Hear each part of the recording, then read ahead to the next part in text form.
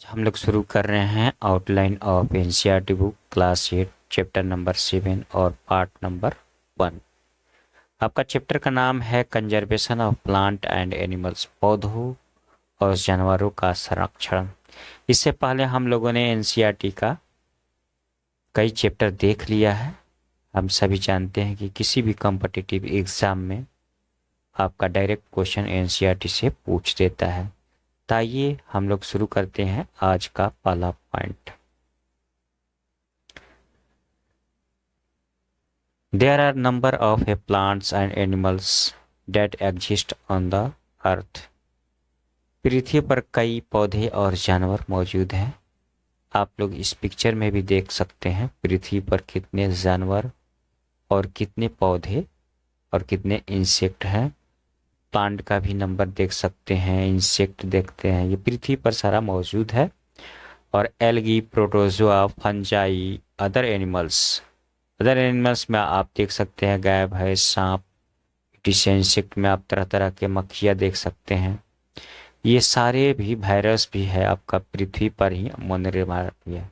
जितने भी है ये सारी चीज आपको पृथ्वी भर हैबिट है। ताइए अब हम लोग नेक्स्ट पॉइंट देखते हैं। Deforestation means cutting down of the forest. वनों की कटाई का अर्थ है वनों का काटना। डिफॉरेस्टेशन हम लोग बोलते हैं वन को काटने का प्रोसेस को। तो ये देखते हैं हम लोग जितने भी वन में आपका पेड़ पौधा है उसको काट देता है लोग, और काट के तरह तरह के प्लम्बिंग करता है। तो काटने के प्रोसेस को हम लोग सिर्फ डिफॉरेस्टेशन बोलते हैं। नेक्स्ट पॉइंट देखते हैं। The changes of natural climates like drought and floods increase due to the deforestation. वनों की कटाई के कारण सूखा और बाढ़ जैसा प्राकृतिक आपदाओं की संभावना बढ़ जाती है। देखिए ये आपका सूखा पड़ गया है क्योंकि वनों का कटाई हो गया है डिफॉरेस्टेशन के चलते, और कहीं कहीं बाढ़ भी आ जाता है।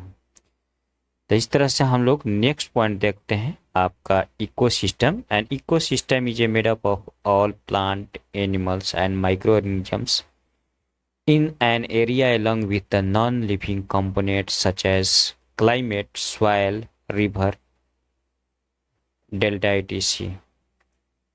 आपका ये आपका इको सिस्टम है। एक पारिस्थितिकी तंत्र एक क्षेत्र में सभी पौधे, जानवरों, सूक्ष्म जीवों के साथ साथ निर्जीव घटकों जैसे जलवायु, मिट्टी, नदी, डेल्टा आदि से बना होता है। आप लोग इकोसिस्टम देख सकते हैं, इसमें सारे चीज़ आ जाता है। देखिए सॉइल भी आ गया, मिनरल्स भी आ गया, प्लांट्स, न्यूट्रिएंट्स, हैबिट रहने के लिए, डिस्टर्बेंस, ये एक तरह का जीव को रहने का सिस्टम है। उसी को हम लोग इकोसिस्टम बोलते हैं, जैसे में ये डिफिनेशन बता दिया गया है। तो नेक्स्ट पॉइंट हम लोग देखते हैं Plants and animals of a particular area are known as flora and fauna respectively of that area. किसी विशेष क्षेत्र में के पौधे और जानवरों को उस क्षेत्र के क्रमशः वनस्पति और जीवों के रूप में जाना जाता है। फ्लोरा और फाउना के रूप में जाना जाता है। आप लोग इस पिक्चर में भी देख सकते हैं। ये जो एरिया है जंगल में, और इस तरह के जो जानवर रहते हैं ये फौना ग्रुप में आ जाएंगे, और ये आपका फ्लोरा यानी कि जितने भी पेड़ पौधे हैं आपका फ्लोरा ग्रुप में आ जाएगा। इस तरह से आप लोगों ने फ्लोरा और फौना को समझ लिया। नेक्स्ट पॉइंट हम लोग देते हैं। The conservation of fertiles land into desert is known as desertification. उर्वर भूमि का मरुस्थल में परिवर्तन मरुस्थलीकरण कहलाता है। ये आपका डिजर्टिफिकेशन हो गया, क्योंकि जितने भी उर्वरक जमीन था जिसमें तरह तरह के पौधे लगते थे, फल भी लगते थे, तो फर्टिलिटी, जो लैंड का फर्टिलिटी है वो ख़त्म हो चुका है और डिजर्ट में कन्वर्ट हो चुका है। इस प्रोसेस का हम लोग डिजर्टिफिकेशन बोलते हैं। नेक्स्ट पॉइंट देखते हैं, point number 7।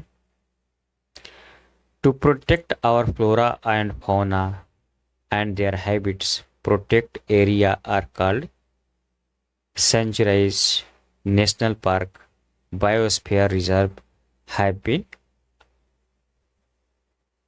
marked.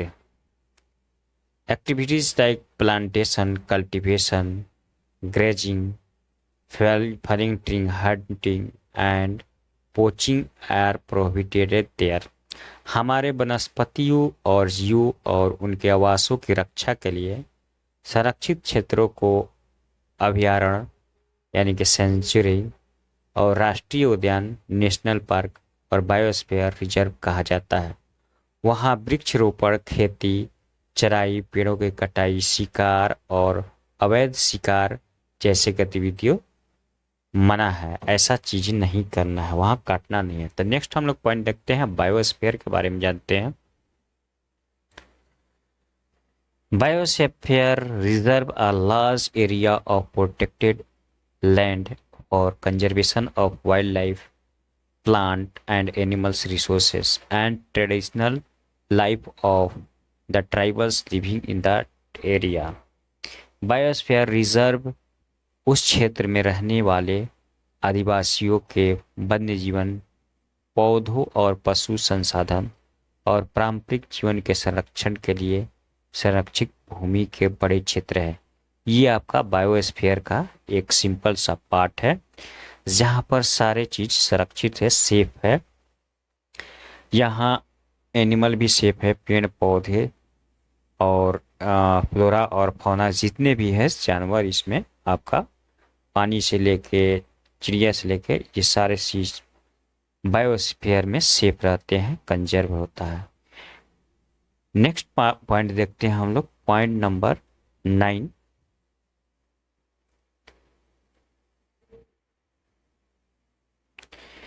A sanctuary is an area where animals are kept protected from the disturbance to them and their habitat. Sanctuary मतलब अभयारण्य एक ऐसा क्षेत्र है जहां जानवरों को उनके और उनके आवास के लिए गड़बड़ी से सुरक्षित रखा जाता है। मतलब किसी भी जानवर को मारने से सुरक्षित रखा जाता है, ये आपका सेंचुरी है। इस तरह से इसमें हिरन, चाहे हाथी, तरह तरह के जानवर भी आपको सुरक्षित रखा जाता है इस सेंचुरी में। इसको वाइल्ड लाइफ सेंचुरी भी बोलते हैं हम लोग। नेक्स्ट पॉइंट देखते हैं हम लोग, नेशनल पार्क के बारे में समझते हैं। नेशनल पार्क क्या है? National park are areas reserve for the wild life. जंगली जानवर के लिए यह एरिया रिजर्व रहता है, where they can freely use the habits and natural resources. और वहाँ पर जो जानवर है आज़ादी से घूम सकता है अपने प्रकृति के अनुसार। तो इसको भी हम लोग समझते हैं।